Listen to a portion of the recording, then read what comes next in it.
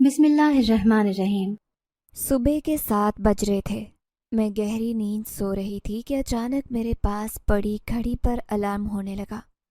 میں نے نیند میں الارم بند کرتے ہوئے کروٹ لی اور پھر سے گہری نیند سو گئی۔ اچانک سے میرے کمرے کا دروازہ کھلا اور کسی نے بہت ہی بے دردی سے مجھے جھنجھوڑتے ہوئے اٹھایا تھا۔ میں ہڑبڑا کر اٹھی، آنکھوں میں نیند بھری پڑی تھی۔ میں نے اپنے ہاتھوں سے آنکھوں کو ملتے ہوئے اپنی نیند بھگانے کی کوشش کی کہ تبھی ایک زوردار جھٹکا میرے بازو کو لگاتے ہوئے میری سوتیلی ماں نے کہا، اٹھ جاؤ مہارانی، اب تمہارے پاؤں پکڑوں؟ میں نے جلدی سے بستر چھوڑتے ہوئے کہا، نہیں نہیں اماں، میں اٹھ گئی ہوں۔ آج اماں نے مجھے کافی اچھے طریقے سے اٹھایا تھا۔ میں سوچنے لگی کہ یہ معجزہ کیسے ہو گیا کہ اماں نے بغیر ہاتھ اٹھائے مجھے جگایا ہے۔ آج تو لہجے میں بھی بہت نرمی تھی۔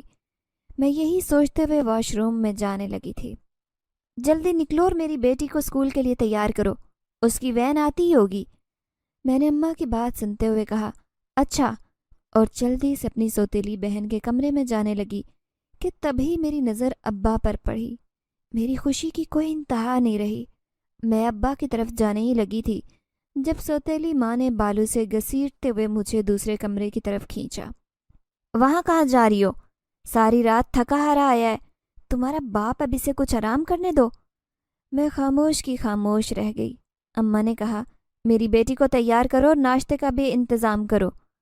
میں نے سوتیلی بہن کو تیار کیا۔ تیار ہوتے اس کی نظر ابا پر پڑی تو دوڑتے ہوئے ابا کے ساتھ لگ گئی۔ اب کی بار اماں نے اسے منع نہیں کیا تھا۔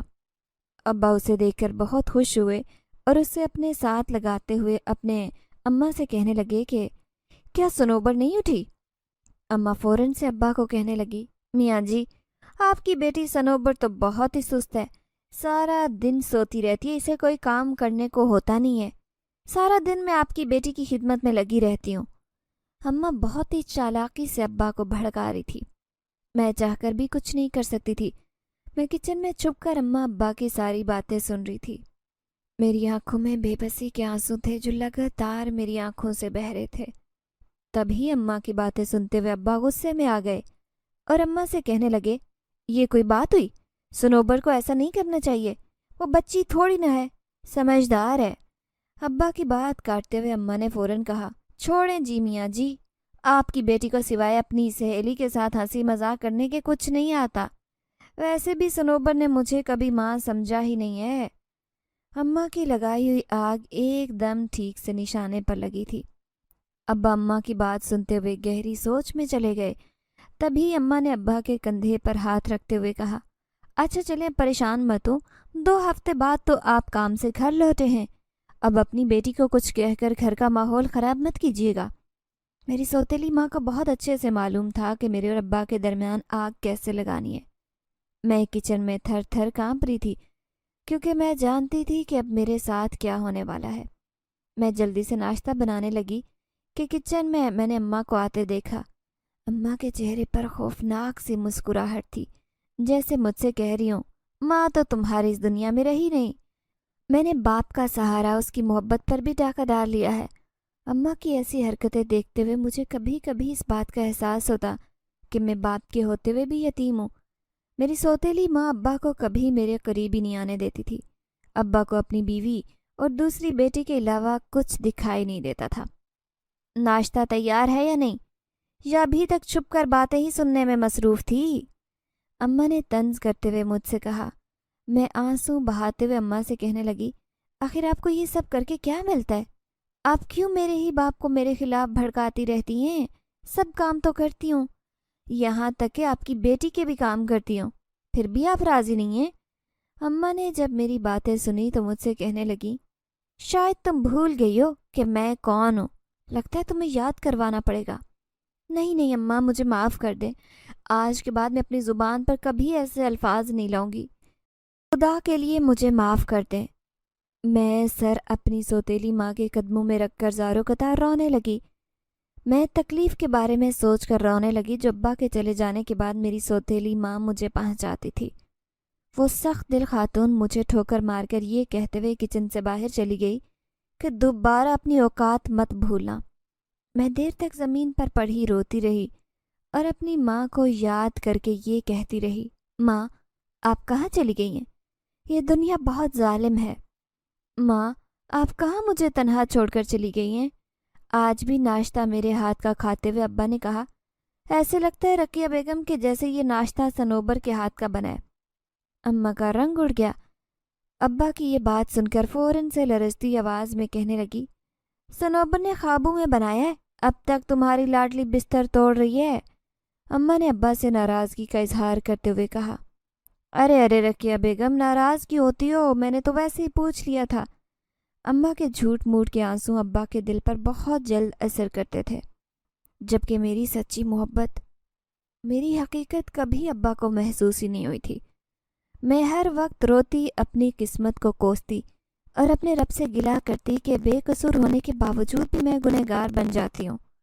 یہ دنیا کی کیسی رسمیں ہیں مولا، یہ کیسے ریت رواج ہیں؟ کیا بن ماں کے بچوں کی کوئی زندگی نہیں ہوتی؟ سارا دن گزر گیا تھا، میری سوتیلی ماں نے نہ مجھے ابا سے ملنے دیا اور نہ ہی ابا کو مجھ تک آنے دیا۔ اچانک سے نہ جانے ابا کے دل میں یہ خیال کیسے آیا کہ اب مجھے بلانا چاہیے، مجھ سے ملنا چاہیے۔ ابا نے اماں سے کہا کہ رقیہ بیگم جاؤ ذرا صنوبر کو اٹھا کر لاؤ، چھوٹی بہن پڑھائی کر کے اسکول سے بھی آ گئی ہے، سورج ڈوبنے کو ہے اور یہ لڑکی ہے کہ اٹھنے کا نام ہی نہیں لے رہی۔ ابا کی بات سنتے ہوئے مجھے تسلی ہوئی کہ ڈانٹنے کے لیے ہی صحیح ابا مجھ سے بات ضرور کریں گے۔ میں ابا سے اسی بہانے مل تو لوں گی، میں اپنے ابا کو دیکھ تو لوں گی۔ اماں کو اپنے کمرے میں آتے دیکھا جو انتہائی غصے میں نظر آ رہی تھی۔ میرے قریب آتے ہوئے میرے بال کھول کر عجیب ڈھنگ سے میرے چہرے پر پھیلانے لگی اور مجھ سے کہنے لگی، تم جانتی ہو نا کہ تم نے میاں جی سے کیا بات اور کیسے بات کرنی ہے؟ میں نے ڈرتے ہوئے ہاں میں سر ہلا دیا۔ اس سے پہلے کہ میں ابا سے ملنے کمرے سے باہر جاتی، میری سوتیلی ماں نے بازو سے کھینچتے ہوئے کہا، گرم گرم چمٹا مت بھولنا۔ اماں کی بات سن کر میری جان ہی نکل گئی۔ کچھ دیر میں اپنے سگے باپ کے ہاتھوں پٹتی ہوئی اپنے کمرے میں واپس آ گئی تھی۔ اماں نے بڑی چالاکی سے مجھے اس گھر سے نکالنے کا پلان بنا لیا تھا۔ میں اس وقت بے بس تھی، ٹوٹا دل لیے میں جائے نماز بچھا کر اپنے رب کو یاد کرنے لگی اور گڑ گڑا کر اس سے مدد مانگنے لگی کہ تبھی اچانک سے میری دعا کو سنتے ہوئے میرے رب نے مجھے ایک ایسے خاندان سے ملوایا جس کی مدد پا کر میں حیران رہ گئی اور اپنے رب کے آگے سر بسجود ہو کر شکر بجانے لگی۔ میرا نام صنوبر ہے، میں ایک متوسط طبقے سے تعلق رکھتی ہوں۔ میرے ابا ایک فیکٹری میں کام کرتے تھے اور اماں ایک گھریلو خاتون تھی۔ اماں ابا کو شادی کے 1 سال بعد اللہ نے اولاد کی خوشی سے نوازا تھا۔ میں اپنے ماں باپ کی اکلوتی اولاد تھی، اسی لیے لاڈلی بھی تھی۔ اماں ابا مجھ پر اپنی جان نچھاور کرتے۔ میری پیدائش کے بعد اماں کو کسی بیماری نے آ گھیرا۔ ڈاکٹر نے اماں کو اور بچے پیدا کرنے سے منع کر دیا۔ اماں اب اور اولاد پیدا نہیں کر سکتی تھی، اسی لیے اماں مجھے لے کر بہت فکر مند رہتی، میرا بہت خیال رکھا کرتی۔ میں بہت چھوٹی تھی جب اماں کی ایک سہیلی مجھے اپنے ساتھ اپنے گھر لے جاتی۔ ابا اماں سے ہمیشہ کہتے، تم تو صنوبر سے کبھی بھی بے خبر نہیں رہتی، پھر یوں سہیلی کے ہاں کیسے بے فکر ہو کر بھیج دیتی ہو؟ اماں کی سہیلی مجھ سے بہت پیار کرتی تھی۔ اماں کا اس دنیا میں کوئی بھی نہیں تھا سوائے اس سہیلی کے۔ اماں جانتی تھی کہ اگر ان کے علاوہ مجھے کوئی پیار دے سکتا ہے تو وہ اماں کی سہیلی ہی تھی جو مجھے اپنا مانتی تھی اور مجھ سے سچے دل سے محبت کرتی تھی۔ مجھے بچپن سے ہی تعلیم حاصل کرنے کا جنون کی حد تک شوق تھا۔ میرے ابا کے پاس اتنے پیسے نہیں تھے کہ ابا مجھے کسی اچھے پرائیویٹ اسکول میں داخلہ دلوا سکتے۔ میرے شوق کو دیکھتے ہوئے ابا نے مجھے سرکاری اسکول میں داخلہ دلوا دیا۔ ابا کام پر چلے جاتے اور میری بیمار ماں مجھے خود اسکول چھوڑنے جایا کرتی تھی۔ ابا کئی دفعہ اماں سے کہتے کہ تمہاری سہیلی بھی اپنے بچے کو اسکول چھوڑنے جاتی ہے، تم اسی کے ساتھ صنوبر کو بھی بھیج دیا کرو، خود مت جایا کرو، بیمار رہتی ہو، کوئی اور مسئلہ ہی نہ بن جائے۔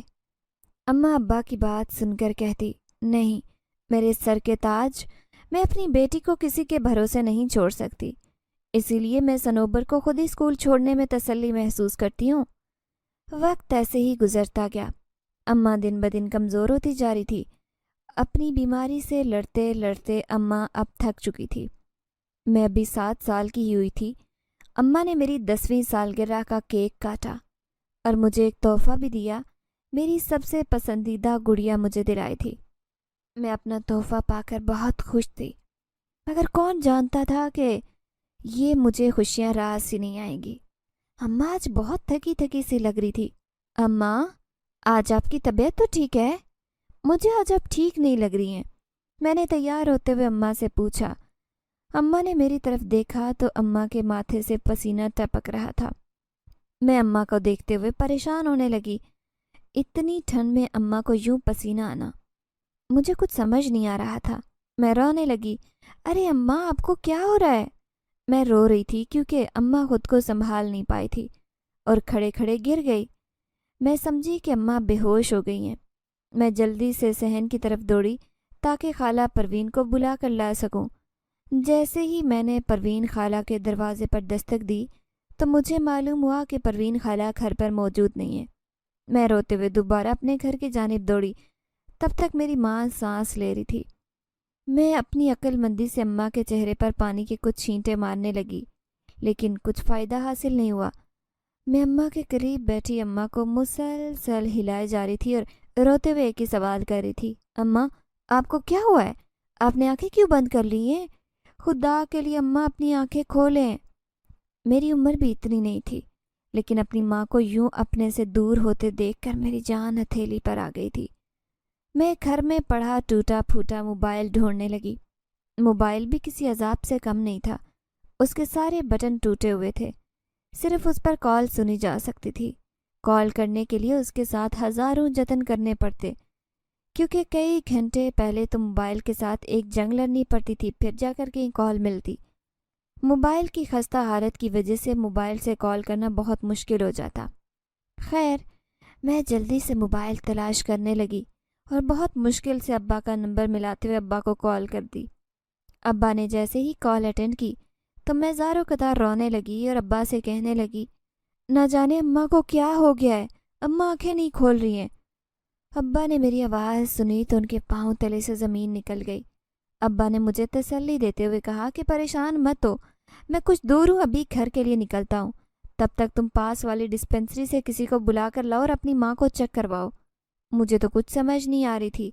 ابا کہنے لگے کہ اپنی اماں کی سہیلی خالہ پروین کو ہی بلا لاؤ۔ میں نے بتایا کہ ابا، میں خالہ پروین کے گھر گئی تھی، لیکن خالہ گھر پر موجود نہیں ہے۔ ابھی میرے منہ میں یہی الفاظ تھے کہ دروازے پر زوردار دستک ہونے لگی۔ میں نے جیسے ہی دروازہ کھولا تو میری آنکھوں کے سامنے خالہ پروین کھڑی تھی۔ مجھے روتا دیکھ کر خالہ پروین پریشان ہونے لگی اور مجھ سے پوچھنے لگی کہ خیریت ہے؟ تم رو کیوں رہی ہو؟ صفیہ کہاں ہے؟ میں نے روتے ہوئے اماں کی طرف اشارہ کیا اور کہا، خالہ، اماں کافی دیر سے بے ہوش ہیں، ہوش میں آنے کا نام ہی نہیں لے رہی۔ خالہ، اماں آنکھیں نہیں کھول رہی ہیں۔ تبھی خالہ پروین میرے ساتھ کمرے کی طرف جانے لگی۔ پریشانی کے عالم میں ان کے ہاتھ پاؤں بھی ٹھنڈے پڑ گئے تھے۔ جب جا کر خالہ پروین نے اماں کو دیکھا تو خالہ بھی دہاڑے مار کر رونے لگی۔ مجھے کچھ سمجھ نہیں آ رہا تھا۔ خالہ نے میرے سر پر پیار دیتے ہوئے کہا، صنوبر، تمہاری ماں اس دنیا میں نہیں رہی۔ خالہ پروین کی بات سنتے ہوئے میں زور زور سے چیخنے چلانے لگی اور خالہ سے کہنے لگی، خالہ، خدا کے لیے ایسی بات مت کریں۔ میری اماں تو ابھی بالکل ٹھیک تھی، مجھ سے باتیں کر رہی تھی، مجھے اسکول چھوڑنے جا رہی تھی، پھر اچانک سے یہ سب کیا ہو گیا؟ خالہ نے محلے سے ڈاکٹر کو بلوایا۔ اماں کو چیک کرنے پر معلوم ہوا کہ اماں آدھا گھنٹہ پہلے اس دنیا سے رخصت ہو چکی ہیں۔ یہ دن بھی کسی قیامت سے کم نہیں تھا۔ میں بہت چھوٹی عمر میں ہی ماں سے محروم ہو گئی تھی۔ اماں نے ان 10 سال میں مجھے جتنی محبت دی تھی، اس محبت کے سہارے جینا آسان نہیں تھا، لیکن پھر بھی ساری زندگی اپنی ماں کی اسی محبت کے ساتھ گزار سکتی تھی۔ اماں کو گھر سے رخصت کرنا میرے لیے کسی امتحان سے کم نہیں تھا، وہ بھی ایسا امتحان جس کا نتیجہ بھی آپ کو امتحان دینے سے پہلے ہی معلوم ہو۔ میں بھی جانتی تھی کہ میں اماں کو رخصت کرنے کے بعد زندگی میں کبھی اماں کا چہرہ نہیں دیکھ پاؤں گی۔ میرے اوپر قیامت ٹوٹ پڑی، ایسے لگتا کہ میرے جسم کا کوئی حصہ کٹ کر گر گیا ہو۔ کچھ ہی دیر میں ابا بھی پہنچ گئے تھے۔ ابا کے آنے سے پہلے ہی ابا کی دنیا لٹ چکی تھی۔ ابا بہت زیادہ رو رہے تھے۔ اماں کو سپرد خاک کر دیا گیا۔ اور ہمارے گھر میں ایک خاموشی سے چھا گئی۔ ایسے لگتا کہ اماں اس گھر کی ساری خوشیاں اپنے ساتھ لے گئی ہوں۔ اماں تو اس گھر سے جا چکی تھی، لیکن اس گھر کا سکون، اس گھر کی رونق اپنے ساتھ لے گئی تھی۔ گھر بہت سونا سونا سا لگتا۔ میں ہر وقت اماں کی یاد میں اماں کے کمرے میں بیٹھی آنسو بہاتی۔ مجھے اپنی ماں کے بغیر جینا آتا ہی نہیں تھا۔ میں نے کبھی سوچا بھی نہیں تھا کہ اپنی ماں کے بغیر زندگی گزارنی پڑے گی۔ زاروں قطار روتی، آنسوں کے ساتھ ابا کو بھی اکثر رلا دیا کرتی۔ اماں کے کمرے میں بیٹھنے سے اماں کی موجودگی کا احساس ہوا کرتا۔ میرا سارا دن اسی کمرے میں گزر جاتا۔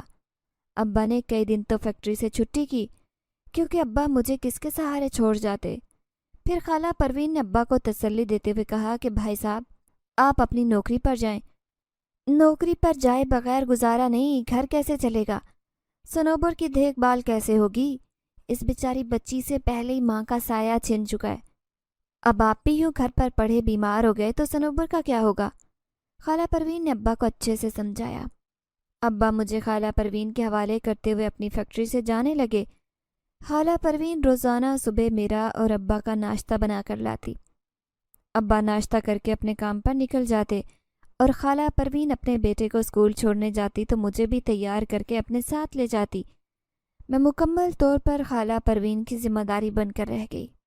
خالہ پروین مجھ سے بہت محبت کرتی تھی۔ اماں کی زندگی میں بھی خالہ پروین مجھ پر جان نچھاور کیا کرتی۔ اماں کی اور خالہ کی بہت گہری دوستی تھی۔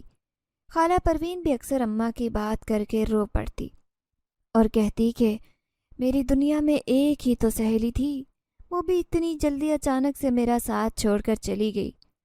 اماں کے جانے کا دکھ ایسا تھا جس کا کوئی نعم البدل نہیں تھا۔ اماں کی وفات کو ابھی 6 ماہ بھی نہیں گزرے تھے کہ ابا ایک دن اچانک گھر تشریف لائے۔ ابا کے ساتھ ایک خاتون بھی تھی جو بہت تیز تراز اور چالاک دکھائی دیتی۔ میں اسے دیکھ کر ابا سے پوچھنے لگی کہ یہ خاتون خانہ کون ہے؟ ہمارے گھر میں کیا کر رہی ہے؟ ابا نے مجھے پاس بٹھاتے ہوئے سمجھایا کہ یہ تمہاری نئی ماں ہے۔ کب تک خالہ پروین کے سہارے زندگی گزارو گی؟ اب تمہاری اماں آ گئی ہیں، انہی کے ساتھ اپنا دل لگا لو۔ یہ نہ صرف تمہارا گھر سنبھالیں گی بلکہ تمہاری ماں بن کر دیکھ بھال بھی کریں گی۔ میں حیران پریشان ابا کا منہ تک رہی تھی۔ مجھے حیرانگی اس بات کی ہو رہی تھی کہ ابھی اماں کو مرے 6 ماہ بھی نہیں گزرے تھے اور ابا نے دوسری شادی کر لی۔ میں رونے لگی اور ابا سے کہنے لگی، ابا آپ تو اماں سے بہت محبت کرتے تھے، پھر کیسے اتنا بڑا کر لیا دل؟ میری ماں کی جگہ کیسے کسی اور کو دے دی؟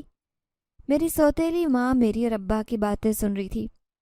جلدی سے میرے قریب آئی اور آ کر میرے سر پر پیار دیتے ہوئے کہنے لگی، میں بھی تو تمہاری ماں جیسی ہوں۔ میں نے اسے کوئی جواب نہ دیتے ہوئے ابا سے کہا کہ آپ نے نہ صرف میرے ساتھ زیادتی کی ہے بلکہ اماں کی جگہ دے کر اماں کی روح کو بھی تکلیف پہنچائی ہے۔ میں ابا سے یہ کہہ کر روتے ہوئے اماں کے کمرے میں چلی گئی۔ میں رو رہی تھی اور اپنی ماں سے ابا کی شکایت کر رہی تھی۔ اماں، یہ کیسے ممکن ہے کہ ابا نے ایک پل میں آپ کی جگہ پر کسی کو لا بٹھا دیا؟ وہ میری ماں کی جگہ لے گی تو مجھ سے کیسے برداشت ہوگا؟ آج نہ چاہتے ہوئے بھی مجھے اماں کے کمرے میں کچھ عجیب سا محسوس ہو رہا تھا۔ ایسے لگ رہا تھا کہ کوئی ہے جو آج میری تکلیف کو محسوس کر رہا ہے۔ غم سے نڈھال میں یہیں پر سو گئی۔ کچھ وقت گزرا تو خالہ پروین مجھے تسلی دینے کے لیے اماں کے کمرے میں آئی۔ مجھے اٹھاتے ہوئے میری پریشانی سنی اور مجھے سمجھانے لگی، تمہارے ابا نے جو بھی کیا بالکل ٹھیک کیا ہے۔ تمہاری ماں تو اس دنیا سے چلی گئی، اب گھر بار کے لیے تمہاری دیکھ بھال کے لیے کسی نہ کسی کو تو آنا ہی تھا۔ تمہاری بہتری کے لیے یہ سب ضروری تھا۔ تم سے محبت کرتے اسی لیے تمہاری فکر میں ہی یہ سب کچھ کیا ہے۔ میں نے مشکل سے خالہ پروین کی باتوں کو سمجھا اور ان پر عمل کرنے کا وعدہ کیا۔ ابا سے معافی مانگی اور اپنی نئی ماں سے وعدہ کیا اور اس کو دل سے قبول کر لیا۔ میں نے ابا سے وعدہ کیا کہ اماں کا کمرہ نئی اماں کو نہیں دیں گے، اس کمرے کو تالا لگا دیں اور ایسے ہی اماں کی یاد میں رہے گا۔ شروع میں ابا میرا بہت خیال رکھتے، لیکن جیسے جیسے وقت گزرتا گیا ابا نے بھی سوتیلی ماں کے بچھائے جال میں پھنسنا شروع کر دیا۔ میری سوتیلی ماں نے میرا حال اس گھر میں ناکارہ چیز کی مانند کر رکھا تھا، جس کے ہونے یا نہ ہونے سے کوئی فرق نہیں پڑتا۔ مجھ پر جان نچھاور کرنے والے ابا مجھ سے بیزار رہنے لگے۔ ابا کا کام فیکٹری میں ہفتے بھر کا ہوتا۔ ہفتے بعد جب ابا کو چھٹی ملتی تو اماں ان کے سامنے اس انداز میں مجھے برا بنا کر پیش کرتی کہ ابا نہ چاہتے ہوئے بھی مجھ سے نفرت کرنے لگتے۔ اماں کی چالاکی ابا کو سمجھ نہیں آتی تھی۔ میں اگر کسی بات کو ابا تک پہنچانے کی کوشش کرتی تو میری سوتیلی ماں گرم چمٹا لگا کر میری کمر کا برا حال کر دیتی۔ اس کے باوجود بھی اس کے اندر میرے لیے ممتا رتی بھر نہیں تھی۔ میں چاہتے ہوئے بھی ابا سے کوئی بات نہیں کہہ پاتی، کیونکہ مجھے جان سے مارنے کی دھمکی تک دینے میں میری ماں کو خوف نہیں آتا تھا۔ ابا تو میرے لیے محافظ بنا کر اس عورت کو گھر میں لائے تھے، لیکن وہ عورت میری جان کی دشمن بنی بیٹھی تھی۔ سارے گھر کا کام مجھ سے لیتی، صبح سویرے اس کی بچی کو اسکول بھیجنے تک کی ذمہ داری میری ہوتی۔ اس کے باوجود بھی میری سوتیلی ماں ہر کسی سے میرے بارے میں یہی کہتی کہ اس کی تو نیند ہی پوری نہیں ہوتی۔ ارے کیا بتاؤں، مجھے کیسی نکھٹو بیٹی ملی ہے جس کی نیند ہی پوری نہیں ہوتی۔ سارا دن میں گھر کے کام کرتے تھک جاتی ہوں۔ محلے والے بھی اس پر یقین کرنے لگے تھے کہ شاید میں گھر کے کسی کام کو ہاتھ تک نہیں لگاتی، لیکن خالہ پروین جو مجھے بچپن سے جانتی تھی وہ کسی بات پر یقین نہیں کرتی تھی۔ مجھے گھر میں شیلٹر دینے والی ذات اللہ کے بعد صرف خالہ پروین کی تھی۔ میری سوتیلی ماں نے اپنی زندگی کا سب سے بڑا کانٹا خالہ پروین کو اس گھر سے اس انداز سے نکالا کہ ان کا اس گھر میں آنا جانا بالکل بند ہو گیا۔ سخت سردی کی رات میں میرا دل بہت گھبرا رہا تھا۔ میں اپنے کمرے سے باہر نکلی، کھلی فضا میں جانے لگی۔ اماں اور ابا کے کمرے کے قریب سے گزرے تو مجھے اماں کے رونے کی آواز سنائی تھی۔ میں خاموشی سے کان لگا کر سوتیلی ماں کی باتیں سننے لگی، جو ابا سے کہہ رہی تھی، پروین کے ساتھ اس کی سہیلیوں والا نظام ہے۔ پروین ہی آپ کی بیٹی کو سیدھا راستہ اپنانے نہیں دیتی، اسی کی اوٹ پٹانگ باتوں میں آ کر آپ کی بیٹی سب کرتی ہے۔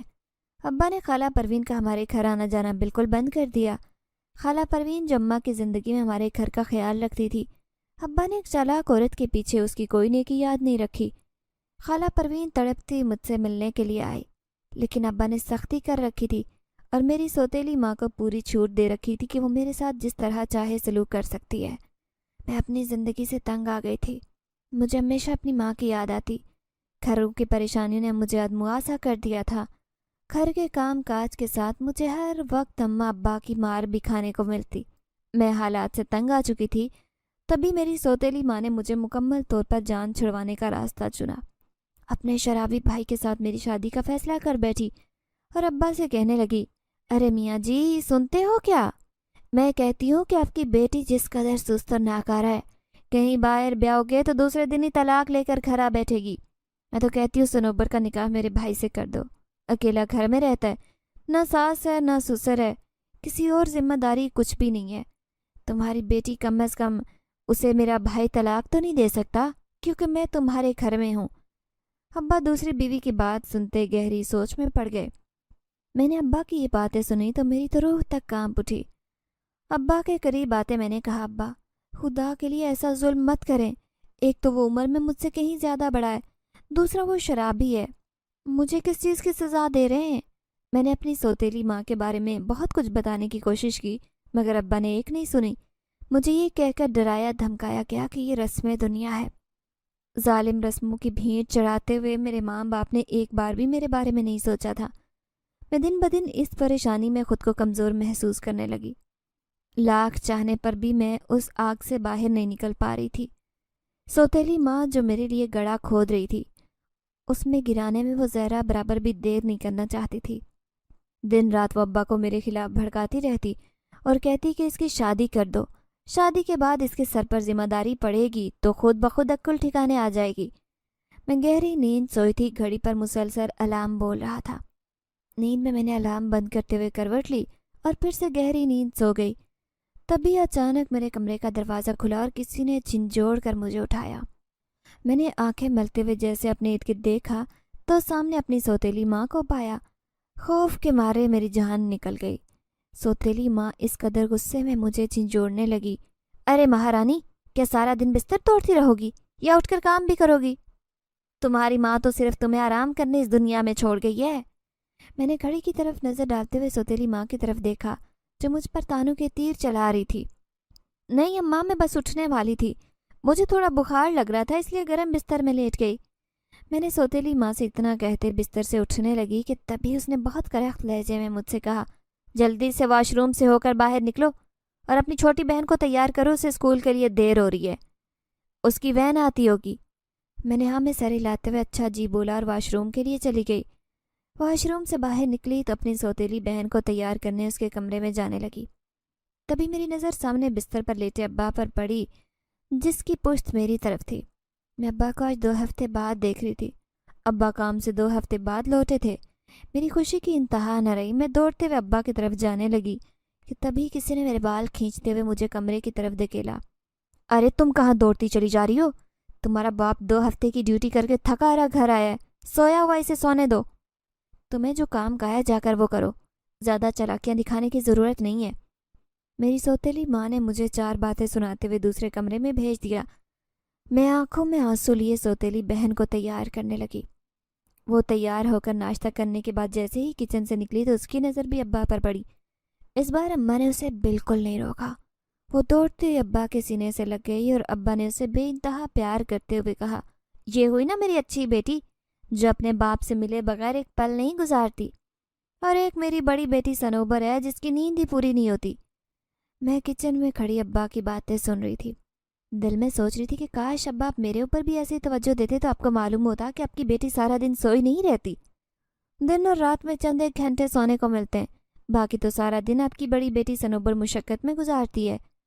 میں دل کا حال کاش ابا کو بتا پاتی کہ آپ کی لائی گئی بیوی میرے ساتھ کیا سلوک کرتی ہے، کیسے ظلم کرتی ہے، وہ یہ ظالم رسمیں کس طرح مجھے زمین میں دھکیلتی جا رہی ہیں۔ کاش آپ کو سب بتا پاتی۔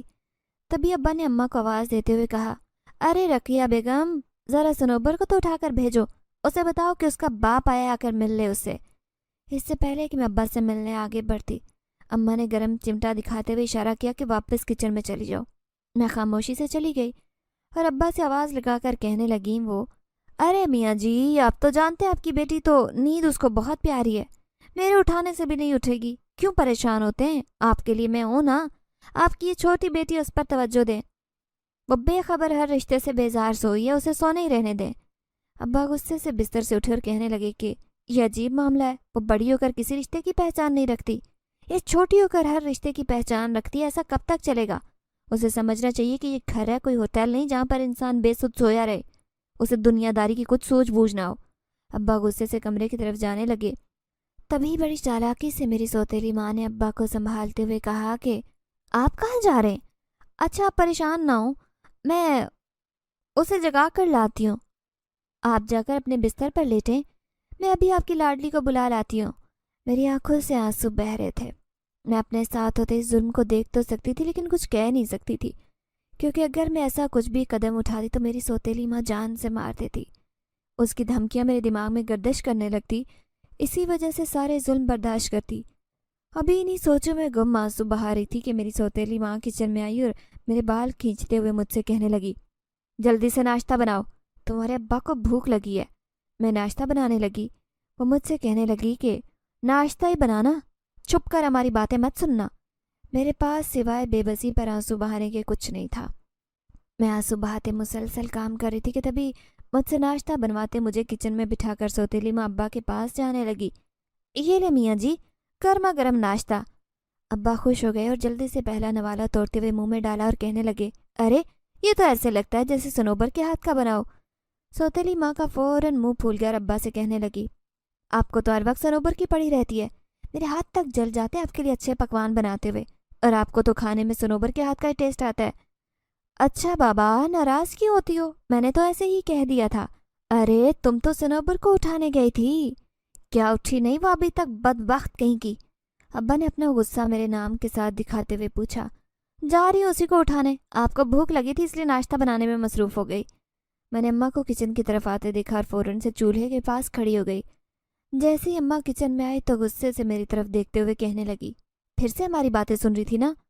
جلدی سے میرے بال کھولتے ہوئے عجیب ڈھنگ سے میرے چہرے پر بکھیر دیے اور مجھ سے کہنے لگی کہ اگر تم نے اپنے باپ کو کوئی بات بتانے کی کوشش کی تو مجھ سے برا کوئی نہیں ہوگا، اور جاؤ جیسا میں کہتی ہوں ویسا کرنا۔ مجھے ابا کے سامنے پیش کیا گیا۔ مجھے ابا کے سامنے وہی کچھ بولنا تھا جو میری سوتیلی ماں نے مجھ سے کہا تھا۔ میں اپنی سوتیلی ماں کے کہنے پر ابا سے ملنے تو چلی گئی، لیکن جو ماں نے مجھے سمجھایا اس کے عوض مجھے ابا سے سوائے مار اور دھتکار کے اور کچھ نہیں مل سکتا تھا۔ میں نے انجام کی فکر کیے بغیر سب بولا جو وہ چاہتی تھی۔ ابا نے مجھے دیکھتے ہی بڑے غصے والے انداز میں کہا، تمہاری نیند پوری نہیں ہوتی؟ سارا دن تمہاری ماں کام کر کے تھک جاتی ہے اور تم سو کر نہیں تھکتی؟ میں آنکھوں میں آنسو لیے ابا کی طرف دیکھ رہی تھی۔ ابا کو آنسو دکھائی نہیں دے رہے تھے، میری بے بسی چہرے سے جھلک رہی تھی، لیکن ابا تھے کہ اس حقیقت کو جاننا ہی نہیں چاہتے تھے۔ ابا نے مجھے روتے دیکھا تو غصے بھرے لہجے میں کہنے لگے، ایک تو تم کام چور ہو، دوسرا غلطی پر ہوتے ہوئے آنسو بہانا شروع کر دیتی ہو۔ مجھے یہ بتاؤ، ایسے حالات میں تم سے سوائے فیصل کے اور کون شادی کرے گا؟ میرا دل دہل کر رہ گیا کہ وہ میرا سگا باپ جو ایک شرابی کے پلے مجھے باندھنے پر تلا ہوا ہے۔ میں نے فوراً تڑپتے ہوئے ابا سے کہا کہ ابا، خدا کا نام لیں، وہ شرابی ہے۔ میں تو سمجھی تھی کہ شاید آپ اس کو بھول چکے ہیں، لیکن آپ اب تک اس بات کو دل میں بٹھائے بیٹھے ہیں۔ میں مر جاؤں گی لیکن اس شرابی سے شادی نہیں کروں گی۔ اگر آپ نے میری شادی فیصل سے کرنے کی کوشش کی تو میں اپنی جان دے دوں گی۔ اتنا کہتے میں کمرے میں جانے لگی کہ تبھی ابا نے پورا غصہ میرے اوپر نکالا اور مجھے کمرے میں بند کیا۔ ابھی یہ زندگی قید میں گزارنا باقی تھی۔ رسم و رواج کے ساتھ میری سوتیلی ماں اپنے شرابی بھائی کے ساتھ میرے نکاح کی تیاریاں کرنے لگی۔ ابا نے سختی سے کہہ دیا کہ اس کی شادی آج ہی ہوگی اور اسے آج ہی گھر سے رخصت کیا جائے گا۔ میں زاروں قطار رو رہی تھی، واسطے دیتی رہی لیکن کسی نے میری نہیں سنی۔ میں سگی ماں کو یاد کرتے ہوئے زاروں قطار رونے لگی اور کہنے لگی، کاش آپ مجھے یوں اکیلا چھوڑ کر نہ جاتی۔ ماں کا سایہ تو پہلے ہی چھن گیا تھا، اس عورت نے آ کر باپ کا سایہ بھی چھین لیا۔ میں خود کو بے یار و مددگار پا کر جلدی سے وضو کرتے جائے نماز بچھا کر بیٹھ گئی اور رب سے گڑ گڑا کر دعا مانگنے لگی، اللہ میری مدد فرما، مجھے اس مجدہار سے باہر نکال۔ میں ایک شرابی کے ساتھ شادی نہیں کر سکتی۔ ابھی عمر ہی کیا ہے جو ابا اپنی دوسری بیوی کے ہاتھوں کی کٹ پتلی بنے ہوئے ہیں، میری زندگی تباہ کرنا چاہتے ہیں۔ میں اپنے رب کے آگے اپنی فریاد پیش کر رہی تھی۔ اچانک مجھے اپنے کمرے میں کچھ پرچھائی دکھائی دینے لگی۔ میرا دل دہل کر رہ گیا۔ میں پریشان ادھر ادھر پاگلوں کی طرح دیکھنے لگی۔ میں ان پرچھائیوں کو محسوس تو کر سکتی تھی مگر ٹھیک سے دکھائی نہ دینے کی وجہ سے سمجھ نہیں آ رہی تھی کہ آخر یہ سب کیا ہو رہا ہے۔ گہرے سائے مجھے کمرے کی دیواروں پر پھیلتے دکھائی دینے لگے۔ میں بہت خوفزدہ ہو گئی۔ کپ کپاتی آواز میں نے پوچھا، کون ہے؟ سامنے آؤ، جو کوئی بھی ہو، خدا کے لیے میرے سامنے آؤ۔ دیکھو مجھے یوں ڈرانے سے کچھ نہیں ہوگا۔ خوف کے مارے میری جان ہتھیلی پر آ گئی اور میں جو کچھ منہ میں آ رہا تھا بولے جا رہی تھی۔ دیکھتے ہی دیکھتے وہ سائے گہرے ہوتے چلے گئے اور پھر انسانی شکلیں اختیار کرنے لگے۔ کچھ لوگ میرے گرد دائرہ بنا کر کھڑے ہو گئے جو باری باری میری پریشانی پوچھ رہے تھے۔ میں بہت گھبرا گئی۔ میں نے آنکھوں کو ہتھیلی کے نیچے چھپاتے ہوئے گہری سانس لی۔ جیسے ہی میں نے کچھ دیر بعد نگاہیں اٹھا کر دیکھا تو سامنے کچھ بھی نہیں تھا۔ میں تنہا اکیلی کمرے میں بیٹھی تھی۔ میں نے ٹھنڈی آہ بھری۔ میں دل برداشتہ ہو کر رونے لگی کہ تبھی اچانک سے نگاہوں کے سامنے پھر سے وہ لوگ جمع ہو گئے۔ ایسا لگتا تھا کہ پورا خاندان میرے ارد گرد کھڑا ہے۔ مجھے کسی عجیب سی کشش نے اپنے قابو میں کر لیا۔ تبھی میرے قریب کھڑا ایک بوڑھا آدمی بیٹھتے ہوئے کہنے لگا، بیٹی، ہم تمہاری پکار پر تمہاری مدد کے لیے آئے ہیں۔ میں حیران پھٹی نگاہوں سے اس کا چہرہ دیکھ رہی تھی۔ میں نے پلٹتے ہوئے دروازے کی جانب دیکھا۔ خوف کے مارے آواز دب کر رہ گئی۔ تبھی میں نے اشارہ کرتے ہوئے اس سے پوچھا کہ کون ہو تم لوگ اور یہاں کیسے آئے ہو؟ میری کسی بھی بات کا جواب نہ دیتے ہوئے اس بوڑھے آدمی نے میرے سر پر پیار دیا اور مجھ سے کہنے لگا کہ ہمیں تمہاری مدد کرنے کی ذمہ داری دی گئی ہے۔ میں حیران اس کی شکل دیکھ رہی تھی۔ سمجھ سے باہر تھا کہ میں اسے کیا جواب دوں کہ تبھی دروازے پر زوردار دستک ہونے لگی۔ اس بزرگ نے مجھ سے کہا کہ اٹھ کر دروازہ کھولو۔ جیسے ہی میں نے ڈرتے ڈرتے دروازہ کھولا تو میری سوتیلی ماں ابا کو ساتھ لیے کمرے کے اندر آنے لگی اور ابا سے کہنے لگی کہ میں نہ کہتی تھی کہ آپ کی بیٹی کا کسی اور کے ساتھ چکر ہے، اب تو آپ نے خود بھی اس کی آوازیں سنی ہیں۔ آپ کی بیٹی اسی لیے میرے بھائی سے شادی سے انکار کر رہی تھی کیونکہ وہ گھر سے بھاگ جانے کی تیاریاں کر رہی ہے۔ میں مسلسل ابا کی طرف دیکھ کر آنسو بہا رہی تھی اور نام میں سر ہلائے جا رہی تھی، لیکن ابا کی آنکھوں پر تو بیوی کی محبت کی پٹی بندھی ہوئی تھی۔ ابا کو اس کی چالاکیاں مکاریاں کچھ دکھائی نہیں دیتا تھا۔ ابا نے میری طرف دیکھتے ہوئے کہا، دیکھو سنور، میں نے آج تک تمہاری ہر حرکت کو برداشت کیا ہے، لیکن اگر تم میری عزت کو تار تار کیے جانے کا سوچ رہی ہو تو یہ بات اپنے دماغ میں بٹھا لینا۔ میں یہی گھڑا کھود کر تمہیں جان سے مار کر اسی گھڑے میں دفن کر دوں گا، لیکن اپنی عزت پر حرف نہیں آنے دوں گا۔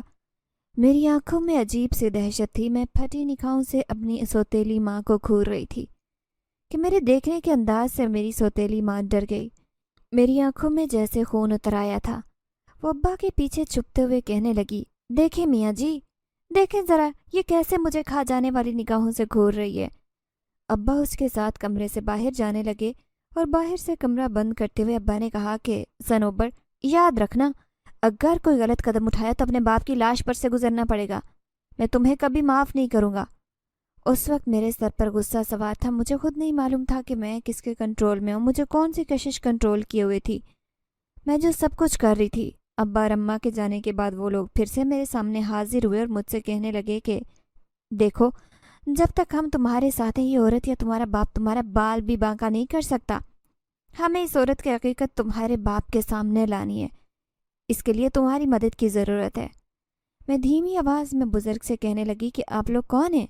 اگر آپ لوگ مجھے حقیقت بتا دیں تو میرے لیے آپ کا ساتھ دینا آسان ہو جائے گا۔ تبھی اس بڑے بزرگ نے مسکراتے ہوئے کہا کہ ہم لوگ جنات ہیں اور تمہاری پکار پر تمہاری مدد کے لیے آئے ہیں۔ جنات کا نام سنتے ہوئے میرے پاؤں تلے سے تو زمین نکل گئی، میں تھر تھر کانپنے لگی اور میرے منہ سے آواز تک نہیں نکل رہی تھی۔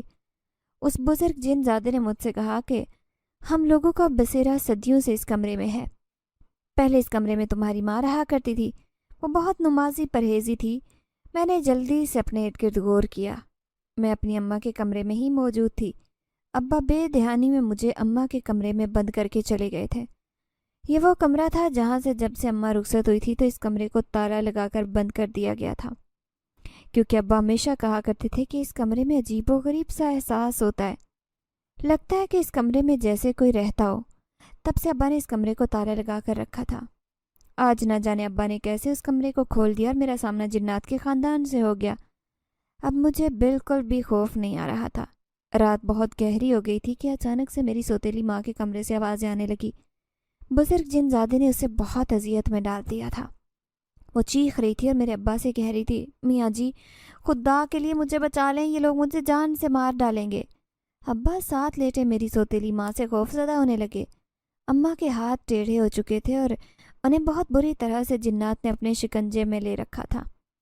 تبھی جنات نے اماں سے کہا کہ یہ سب حقیقت اپنے شوہر سے بیان کرو، جو کچھ تم اب تک کرتی آئی ہو، بتاؤ اپنے شوہر کو۔ ابا نے چاروں طرف حیران ہو کر دیکھا اور اونچی آواز میں پوچھنے لگے کہ تم لوگ کون ہو اور اس کا قصور کیا ہے؟ یہ میری بیوی ہے، چھوڑ دو اسے۔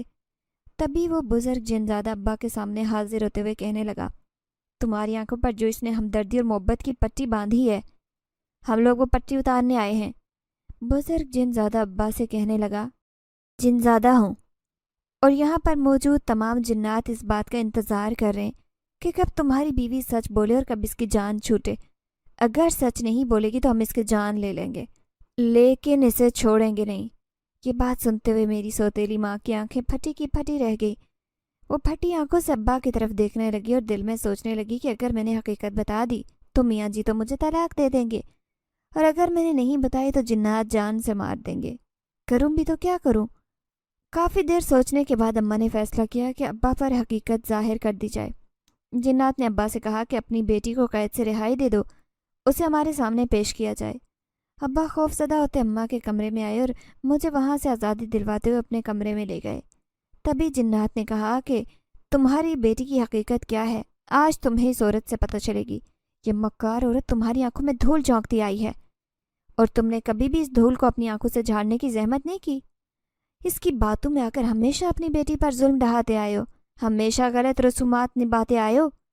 آج تمہیں حقیقت معلوم ہو جائے گی اور تم آئینے میں خود سے نظریں نہیں ملا پاؤ گے۔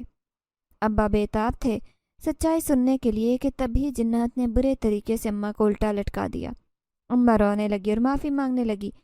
جنات نے اماں کو زمین پر کھڑا کیا اور کہا، اب بولو کہ سچ کیا ہے۔ اماں فوراً سے ابا کے پاؤں میں آ کر زاروں قطار رونے لگی اور کہنے لگی کہ آپ کی بیٹی بے قصور ہے، اس نے کبھی کوئی گستاخی نہیں کی، بلکہ مجھے اپنی سگی ماں سمجھ کر ہر حکم مانا۔ میں نے اس پر بہت ظلم ڈھائے، گرم چمٹے لگائے، اسے سارے گھر کا کام کرواتی اور جب آپ کے آنے کا وقت ہوتا تو اسے زبردستی کمرے میں بند کر دیتی۔ صنوبر تو فجر کے وقت ہی اٹھ جاتی تھی، سارا دن اسے ایک منٹ کے لیے بھی سکون نہیں لینے دیتی تھی۔ میں صنوبر کے ساتھ آپ کی بھی گنہگار ہوں، جس نے آج تک آپ کے دل میں صنوبر کی محبت پیدا ہی نہیں ہونے دی۔ ابا کی آنکھوں سے لگاتار آنسو بہہ رہے تھے۔ ابا نے پچھتاوے بھری نظر سے میری طرف دیکھا۔ جیسے مجھے کہہ رہے ہوں کہ مجھے معاف کر دو۔ ابا اماں سے کہنے لگے کہ میں نے تمہارا کیا بگاڑا تھا؟ میں تو اس گھر میں تمہیں محافظ بنا کر لایا تھا، تم نے ہی میری بچی کو ڈھس لیا، ناگن بن کر اس گھر کو ڈھس گئی۔ اس گھر کی خوشیاں برقرار رکھنے کے بجائے تم نے اس گھر میں نفرت کے بیج بوئے۔ میں اپنی بیٹی پر جان نچھاور کرتا تھا اور تم نے میرے دل میں اس کے لیے نفرت پیدا کر دی۔ رقیہ بیگم، میں تمہیں کبھی معاف نہیں کروں گا۔ ابا روتے ہوئے کہنے لگے۔ میری حالت دیکھتے ہوئے ابا نے اماں کو طلاق دینے کا فیصلہ کیا۔ اس سے پہلے کہ ابا منہ سے کچھ ایسے الفاظ نکالتے، میں نے ابا کے آگے ہاتھ جوڑتے ہوئے کہا کہ نہیں، طلاق دے کر آپ بھی وہی سب کر رہے ہیں جو کچھ اماں نے کیا تھا۔ آپ خدا کے گنہگار کیوں بن رہے ہیں؟ اماں مچھلی کی طرح تڑپ رہی تھی اور ابا سے گناہوں کی معافی مانگ رہی تھی۔ میں نے ابا سے کہا کہ آپ اماں کو معاف کر دیں، میں بھی انہیں دل سے معاف کرتی ہوں۔ جنات بزرگ کے کہنے پر ابا نے اماں کو معاف کیا اور پھر سے اس گھر میں رہنے کی اجازت دے دی، لیکن ابا نے ساری حکمرانی میرے ہاتھ میں تھماتے ہوئے کہا کہ اب سب کچھ، گھر کی دیکھ بھال، سارا کچھ میری بیٹی سنوبر دیکھے گی۔ اماں نے خود کو سدھار لیا تھا۔ اماں نے موت کو بہت قریب سے دیکھا تھا۔ اس کے بعد اماں مجھ سے بہت محبت کرنے لگی، اپنی بیٹی کی طرح انہیں میری فکر ہوتی۔ جنات کی مدد سے ہمارے گھر کے حالات تبدیل ہونے لگے، گھر میں پیسے کی ریل پیل ہونے لگی، گھر میں خوشحالی آ گئی۔ اس کمرے کو ہمیشہ کے لیے عبادت گاہ بنا دیا گیا۔ ہم سارے گھر والے اس کمرے میں اللہ کا ذکر کرتے اور 5 وقت کی نماز اسی کمرے میں ادا کرتے ہیں۔ پیسے اور رزق کی فراوانی سے ابا نے گھر کو نئے طرز کا تعمیر کروایا، لیکن وہ کمرہ جہاں جنات کا بسیرا تھا اسے اسی طرح رہنے دیا۔ ایک اچھا رشتہ دیکھتے ہوئے ابا نے میرا نکاح کر کے مجھے دھوم دھام سے گھر سے رخصت کر دیا۔ میری شادی جنات کے زیر سایہ کی گئی۔ آج میں اپنے شوہر کے ساتھ خوشگوار ازدواجی زندگی گزار رہی ہوں۔ میرا اپنی کہانی بتانے کے پیچھے آپ سب کے لیے ایک پیغام ہے۔ کبھی بھی اپنی بے قصور اولاد کو دنیا کی ظالم رسموں کے آگے مت پیش کرو۔ انہیں جینے کا پورا حق ہے، وہ حق مت چھینو۔ ناظرین، اگر آپ کو آج کی یہ کہانی اچھی لگی ہو تو ویڈیو کو لائک ضرور کریں۔ اگر آپ کو ایسی دہشت ناک، دل کو جکڑ دینے والی کہانیاں پسند ہیں تو ایسی ایک کہانی روزانہ سننے کے لیے ہمارے چینل کو سبسکرائب کریں۔ اجازت چاہتے ہیں، اللہ حافظ۔